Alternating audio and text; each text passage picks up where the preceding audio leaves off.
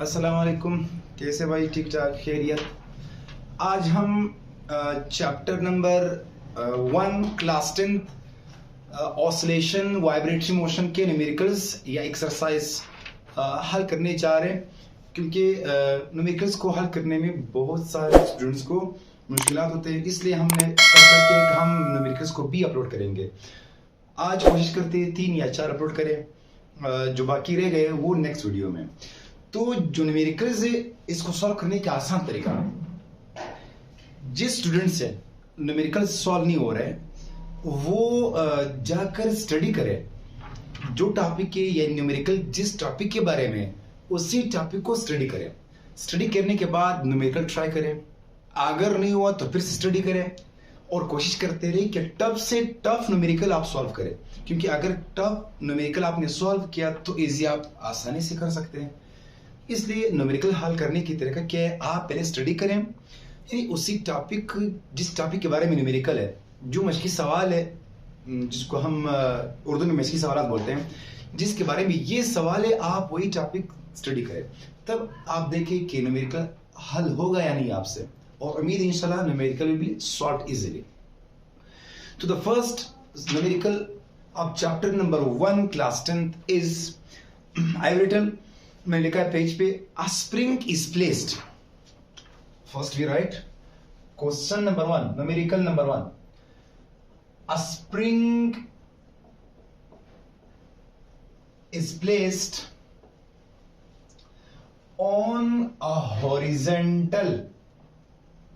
on a horizontal frictionless support, frictionless surface.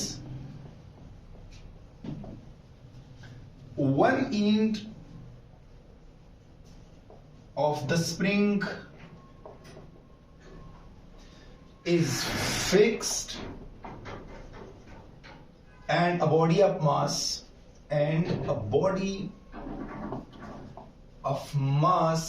m which is 4 kg is connected to the free end, to its free end. Calculate the time period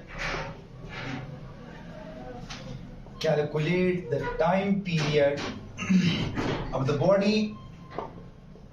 the body if spring constant is 25 Newton per meter. ये हमारा पहला question. The first question says, what does it say? We will make a diagram and solve it easily. First करें we have a table. The question says, question क्या कह रहा है? A spring is placed on a horizontal frictionless support surface. Horizontal means along x-axis. Frictionless means there is no friction. What is friction? Friction वो force होता है जो हमेशा motion के अपोजिट होता है और मोशन को अपोज करने की कोशिश कर रहा है। दूसरे केस में फ्रिक्शन ऐसा फोर्स होता है जो हमारे मोशन को स्लो करने की कोशिश कर रहा है, अपोज करने की कोशिश कर रहा है, और फ्रिक्शन फोर्स है तो नेगेटिव वर्क कर रहा है। इसलिए सवाल में वो बोल रहे हैं कि आप फ्रिक्शन को नेग्लेक्ट करें क्योंकि देयर इज नो फ्रिक्शन। अगर फ्रिक्शन होता तो जो मोशन, जो टाइम पीरियड अभी हम निकलने जा रहे हैं, ये टाइम पीरियड नहीं आएगा अगर आपने फ्रिक्शन इंक्लूड किया। तो हमने फ्रिक्शन को निगलेक्ट किया। फ्रिक्शन को निगलेक्ट करने से आप आइडियल कंडीशन में आ गए। आइडियल कंडीशन में आने से आप सही जवाब कैलकुलेट कर सकते हैं। तो बोल रहे देयर इज नो फ्रिक्शन। अब फिर से लेट, यहां पर एक सपोर्ट है, हमने यहां पर एक स्प्रिंग रखा है, हमने यहां पर एक स्प्रिंग है इस तरह। फिर क्या है कि इस स्प्रिंग का एक एंड फिक्स्ड है, यहां से फिक्स्ड है, ये फिक्स्ड एंड है, और दूसरे एंड से एक body of mass m connected है जिसका मास 4 kg। क्या है मास? 4 kg। फिर कैलकुलेट टाइम पीरियड। क्या? सबसे पहले आपको पता होना चाहिए what is time period. Time period वो होता है जिसमें एक बॉडी अपने एक वाइब्रेशन, एक साइकिल, एक रोटेशन मुकम्मल कर रही है। फॉर एग्जाम्पल, अगर हम मास को यहां से डिस्प्लेस करके यहां तक ले आए, इधर मैंने मास को यहां से डिस्प्लेस करके यहां ले आया, अब इसको छोड़िए। जैसे पहले तो ये सुन ले, जब हम ये टॉपिक हमने mass attach to spring system में डिटेल से एक्सप्लेन किया है। जब हम मास को यहां से पकड़ कर यहां इस तरफ ले आते इस पोजीशन तक, तो हम इसके ऊपर वर्क कर रहे हैं, क्योंकि आपने फोर्स अप्लाई की और बॉडी डिस्प्लेसमेंट कवर की, तो वर्क लाजमी होना चाहिए। वर्क एनर्जी है, यानी आपने इस मास को एनर्जी ई दी, और जब आप किसी बॉडी को एनर्जी दें तो वो बॉडी अनस्टेबल हो जाती है, वो कोशिश करती है कि वो अपने लोवेस्ट एनर्जी स्टेट पर आ जाए। तो जैसे आपने वर्क किया, एनर्जी दी, तो the body will start move back towards its position when you left. जब आप इसको छोड़ते तो ये कहां आती है, फिर से मेन पोजीशन यहां तक। जैसे आपने इसको छोड़ दी तो it will move toward the mean position, but will not stop here due to inertial momentum. ये हमने पढ़ लिए mass attached to spring system में। तो the body will move and come here, and again due to inertia, when the spring is compressed, spring wants the mass to move back and mass will come again here. यहां से start, यहां आकर फिर से यहाँ, क्या ये one cycle नहीं हुआ? यहां से स्टार्ट, यहां तक, फिर से यहां तक। अब इस साइकिल को, इस वाइब्रेशन को मुकम्मल करने के लिए जो टाइम रिक्वायर्ड है वो है time period. Time required to complete one vibration, one cycle, one rotation is known as time period. तो हमसे कह रहे कि मास इतना है, और एक चीज और दिया है कि स्प्रिंग कांस्टेंट के, याद है हमने कहा था Hooke's law, F is equal to kx, where k is a constant, known as spring constant। सारे हमने पढ़ लिए। तो उन्होंने डेटा में क्या किया दिया हमें? सबसे पहले तो कहा है कि मास है 4 kg, मासेस। फिर क्या कहा उन्होंने कि आपका जो k वो है 25 न्यूटन पर metre.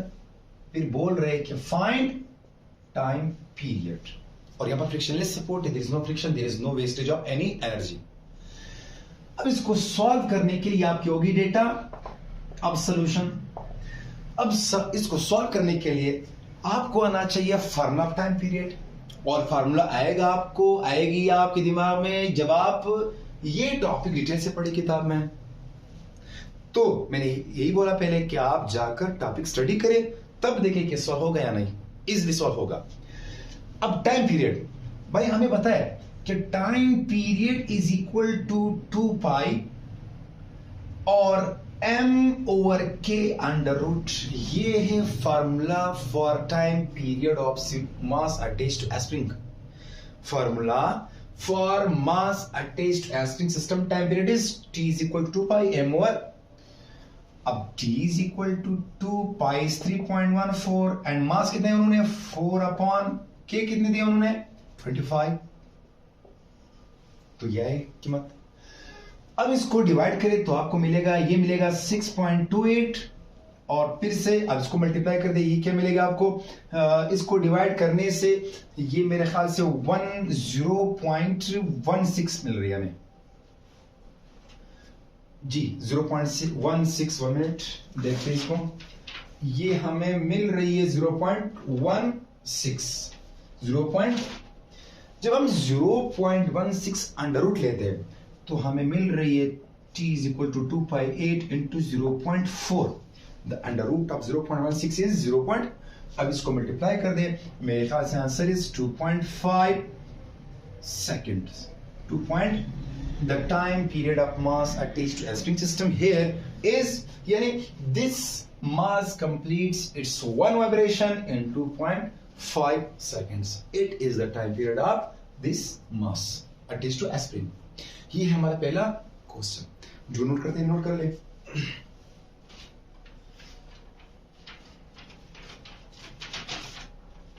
Question number 2. It is question number 2.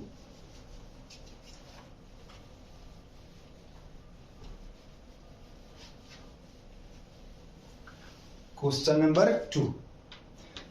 Question number 2 says, find the period and frequency of a simple pendulum 6.0 meter long on the surface of Mars. The acceleration due to gravity is 3.71 meter per second square. अब what does this question means? ये हमसे कह रहे कि let's suppose आपके पास एक pendulum है, simple pendulum, जिसके जो लेंथ थी वो है 6 मीटर यानी 6.0 मीटर, और ये पेंडुलम मार्स पर है. मार्स पर क्यों बोल रहे हैं? क्योंकि हमें पता है कि the time period of pendulum is affected by gravitational acceleration g. अगर g वेरिएबल है तो अब अगर जमीन पर ये पेंडुलम है तो इसकी टाइम पीरियड अलग, और अगर ये मार्स पर है तो अलग, क्योंकि मार्स, जमीन और मून, प्लूटो जो भी है, सब पर g is variable, g is changed. यानी on earth the value of g is 9.8 metre per second square, but the value of g on Mars is given 3.71. So it will change the answer of time period and frequency, because frequency and time period are affected by gravitational acceleration. अगर हम इस मास को यहां से displace कर यहां तक ले आए और अब इसको छोड़ ले तो ये क्या करेगा? इस तरह मोशन. अब यहां इसको छोड़ दे तो it will come here, here again, here, complete one cycle. अब वन साइकिल को मुकम्मल करने के लिए कितने टाइम रिक्वायर्ड है, दरकार है, टाइम पीरियड दरकार है. The time required to complete one cycle, one vibration. तो हमसे यही टाइम पीरियड मांग रहे हो, और जी कितने दिया उन्होंने? हम बोल रहे हैं सोल्यूशन में, डेटा में, चल पहले डेटा लिखते हैं कि आप सबसे पहले क्या निकाले? टाइम पीरियड एंड फ्रीक्वेंसी निकाले. कहां पर? मार्स पर, जहां पर g is 3.71 metre per second square और the length of pendulum given is 6 metre, 6.0 metre long. अब now we will calculate first time period. अब formula for time period of simple pendulum is 2 pi l over g under root. 2 pi number है, हमें पता है, l दिया है उन्होंने और g भी दिया है, तो हम इसको कैलकुलेट कर सकते हैं. अब t is equal to 3.14 because the value of pi is 3.14 into l given is 6 upon e और ये है 3.718. हम 6 को जब हम 6 को 3.71 पर डिवाइड करते हैं तो 1.893. अगर हम 6 को इस पर डिवाइड करें तो t is 2.8 और ये 1.839 मेरे ख्याल से अंडर रूट जी 1.893. जब हम 6 को इस पर डिवाइड करते हैं आंसर इज 1.893. अब हम इसके अंडर रूट लेते हैं तो हमें मिल रहा है 6.28 अंडर रूट ऑफ 1.893 इज 1.376. आप दोनों को मल्टीप्लाई कर दिया, आपको मिलेगा आंसर 8.6 सेकेंड्स. अब शायद किताब में 7 पॉइंट समथिंग की तरीका ये आप वैल्यूज पुट करें तो 8.6 second is the answer of time period. फिर बोल रहे हैं what is frequency? The frequency of this pendulum.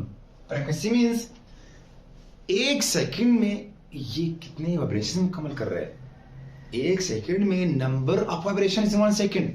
The number of vibrations completed in 1 second is called its frequency. So formula for frequency is 1 upon t. The reciprocal of time period is called frequency. अब f is equal to 1 upon t is 8.6. So f is equal to ये answer मिलेगा हमें 0.116 या 0.12 hertz. ये है frequency of the pendulum, ये है time period और ये है frequency. This is our question number 2 of chapter number 1 oscillation क्लास्टिंग। नोट कर दें 1 2 3। Question number 3, question number 3,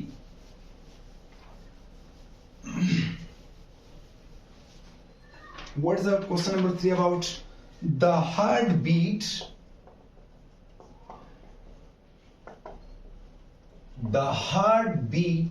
of a normal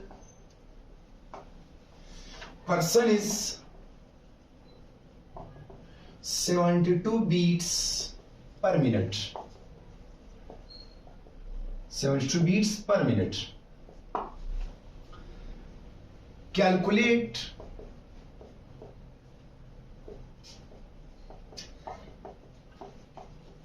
its frequency and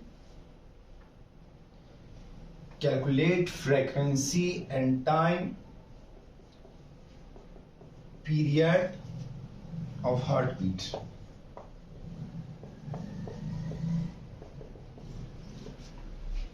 Question number 3. It says एक normal इंसान है, एक तंदुरुस्त इंसान है, इसकी जो दिल की धड़कन है वो हर मिनट में 72 टाइम्स बीट कर रहा है, यानी 1 2 3, इसको हम हार्ट बीट बोलते हैं। हर मिनट में 72 दफा ये धड़क रहा है, ये बीट इज मतलब इसको ब्लड को पंप कर रहा है। 1 2 3, हर मिनट में 72 दफा बोल रहे हैं find frequency and time period of the heart beat. यानी अगर एक मिनट में 72 बीट है, 72 बार ये ब्लड को पंप कर रहा है, तो बताए एक सेकंड में कितनी दफा? अगर एक मिनट में 72 तो टाइम पीरियड इज सेकंड में। Time period means number of, जिसको बोलते हैं इन seconds, because we take time in seconds. The SI unit of time is second, not minute. So we will find the answer in seconds and बोल रहे हैं find frequency also, यानी एक second में कितने बीट्स होंगे, because number of beats upon time is heart beat. तो first of all हम we will calculate frequency या time period। चले देखते हैं solution में क्या दिया उन्होंने। नंबर ऑफ बीट्स, कितने नंबर ऑफ बीट्स? 72। टाइम क्या दिया उन्होंने? टाइम इज 6, मतलब 1 मिनट। अब एक मिनट में कितने सेकंड्स है? 60 seconds. It means they have given 60 seconds. क्या मांग रहे हैं हमसे? फ्रीक्वेंसी और time period. First calculate frequency. A formula for frequency is F is equal to number of beats upon time. Number of beats upon, मतलब number of vibrations upon time, number of revolutions upon time, number of rotations upon time. Many factors can be put here. So F is equal to beats कितने हमारे पास? 72. Time क्या है? अब second में put करना, किसमें? SI unit में, seconds में। तो ये आपको मिलेंगे 1.2 हर्ट्ज आई थिंक। जब हम 72 को 60 पर डिवाइड करते हैं तो हम क्या हमें आंसर मिल रहा है? 1.2 hertz. The answer is 1. Frequency is 1.2 hertz. For time period, capital T, reciprocal of time period is frequency, but reciprocal of frequency is, यानी time period is equal to 1 upon f, because we know f is equal to 1 upon t। t को यहां shift, f को नीचे shift, तो t is equal to 1 upon, so t is equal to 1 by f is 1.2। जब हम 1 को 1.2 पर divide करेंगे तो हमें आंसर मिलेगा 0.83 seconds. This is the time period, this is the frequency of normal human heart beat. तो ये 3 numericals of class 10 chapter number 1। बाकी इंशाल्लाह जो रिमेनिंग न्यूमेरिकल्स है वी विल अपलोड देम। तो नेक्स्ट वीडियो तक अल्लाह हाफिज, दुआ में याद रखना।